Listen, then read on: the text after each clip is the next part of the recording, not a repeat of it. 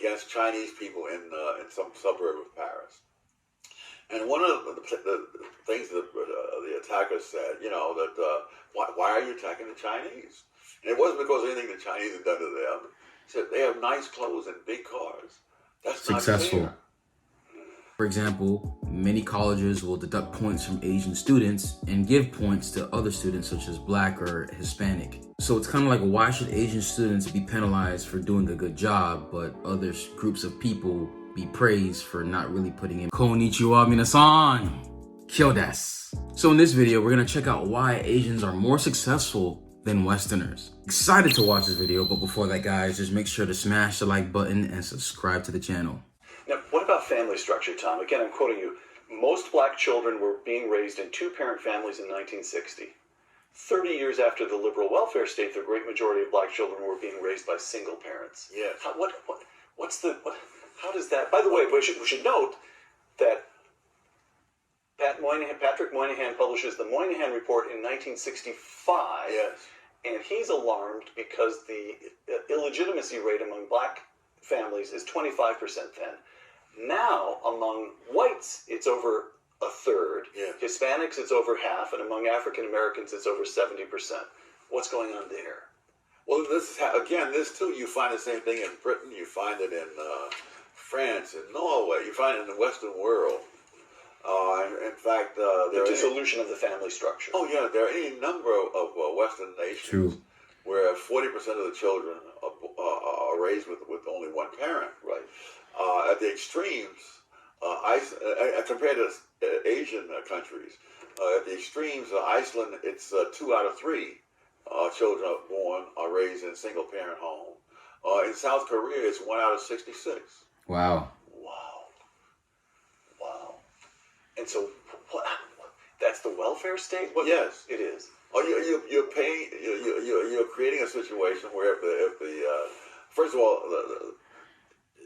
you're creating a situation where if the man stays there, the government will not give the woman welfare. Correct. And if he leaves, they will.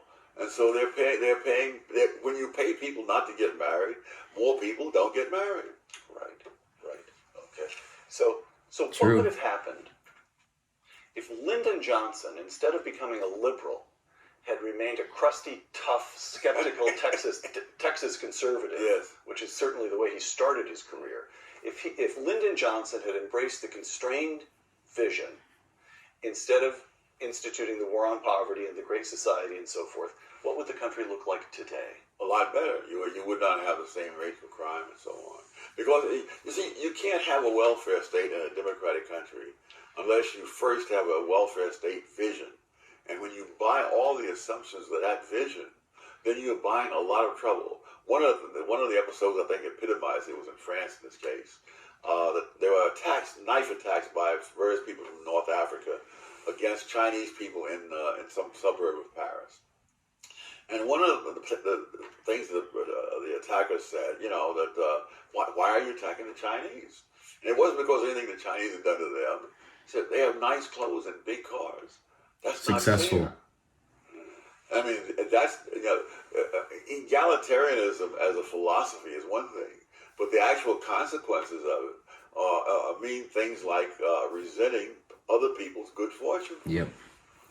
All right. So, one response to the gap. Again, I return to this gap between African Americans and other Americans. Affirmative action. Yes. Which brings us back to your alma mater, Harvard.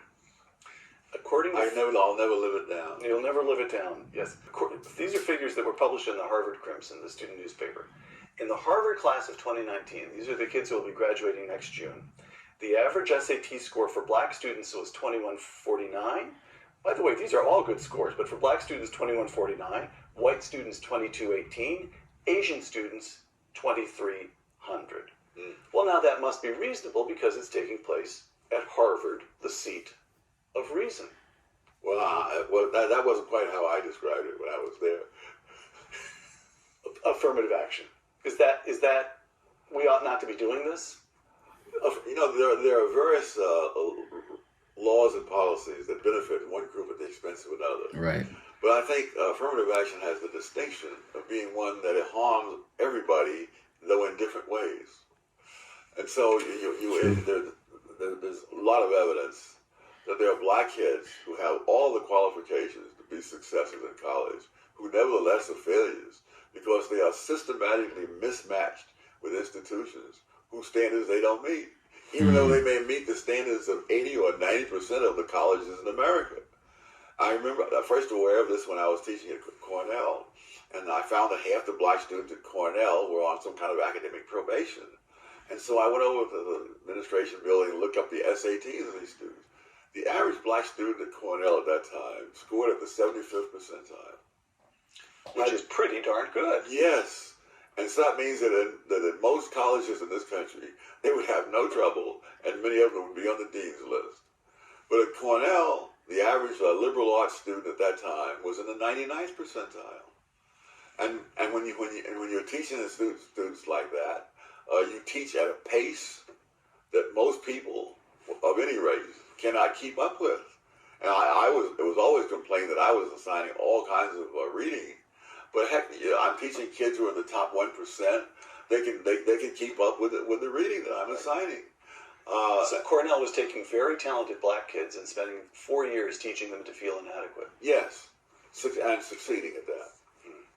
I agree with everything they said. It's true.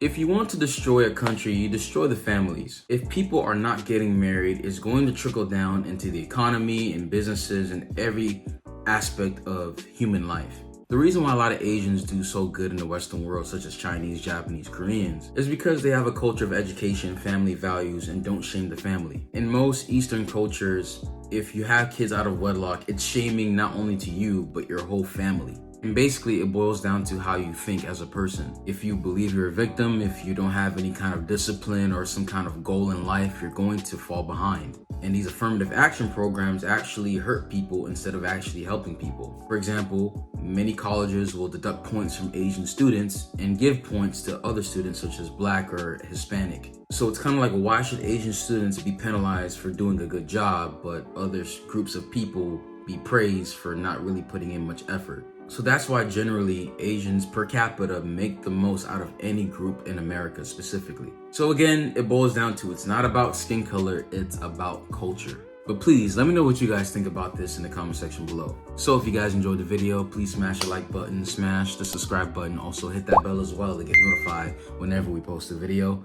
Honto, arigatou gozaimasu. Minna, kiyotsukete. Ja ne.